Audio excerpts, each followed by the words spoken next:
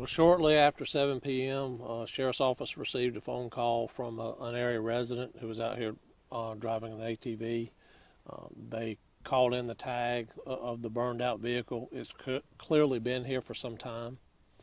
And the tag came back registered to Terry Sullivan, who was reported missing in Washington County back in middle January. And there are partial remains inside the vehicle, and there's some remains outside the vehicle. Any idea yet as to what's behind this? As I recall, when the missing person report was filed, her telephone, her personal belongings, and some blood was found on the street where she lives in Washington County. And so, the presumption is an abduction. And this is, where her car was just found this evening. What all is going to go into you guys figuring this out? Well, I mean, we will be here for probably most of the night trying to collect as much evidence as we can. Again, the remains also appeared to have been burned, but they're scattered. We'll collect as much as we can, and then we'll process the vehicle elsewhere sometime tomorrow. She was last seen on January 20th between 4 and 4:30 in Washington County. Is there a chance that she could have been here since sometime after, just shortly after that?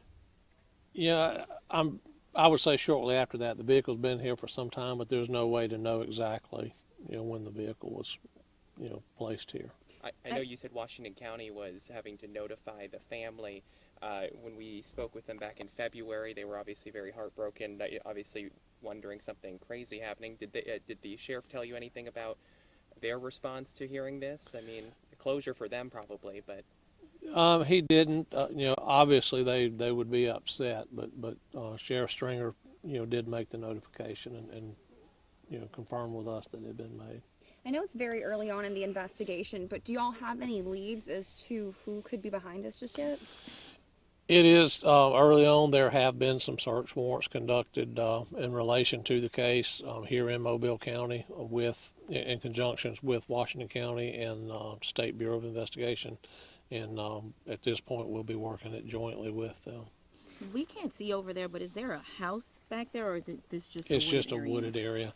Appears that it's an area where people come and ride ATVs pretty frequently. I will say it's kind of a wide open area. It's odd that there's not been more of a discovery made, until tonight. As far as the car, could you tell us what kind of car it is? I don't know. I mean, it's burned, and there's no emblems on it or anything like that. But it is, the tag was in good enough condition that it's been verified to be registered to Miss Sullivan. So she had a rental car when she was going missing, a Chevy Impala. I mean, could it be the rental car? I mean, or is there another vehicle she bought? Or you guys are still too early? Yeah, it's still too early to, I just know this is the car that, when they ran the tag, it came back as belonging to her. She was known to have ties to the Wilmer area, so obviously you guys knew from the get-go that she could have been down here. Well, she works in Mobile, or worked in Mobile, so it was not unusual for her to be, in the Mobile area. Have you guys been on the lookout for, obviously, clues like this, or a sign of her anywhere? I mean, when people are out on patrol, possibly?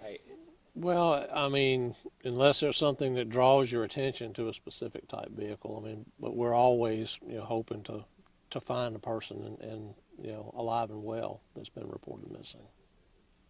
Mm-hmm. Are there any other details that y'all think you'll be releasing tonight, or is this kind of... I think this is probably all we really are able to release tonight, but we'll be here working the scene, like I said, for a number of hours, and it will continue through tomorrow. I'm sure sometime tomorrow we will load the vehicle up and take it to a better area to process it. I know you said that y'all identified through the tags. Will y'all be still sending off the remains for testing as well? We will. Ms. Sullivan does have DNA on file with forensics, and certainly we will seek that confirmation that that's who the remains belong to. Any idea how long that might take? Not really, because each process takes a different amount of time, and it'll be up to them to determine, which process they use. Will Washington County be a part of this investigation with you guys? Yes. And State Bureau of Investigation as well? Correct.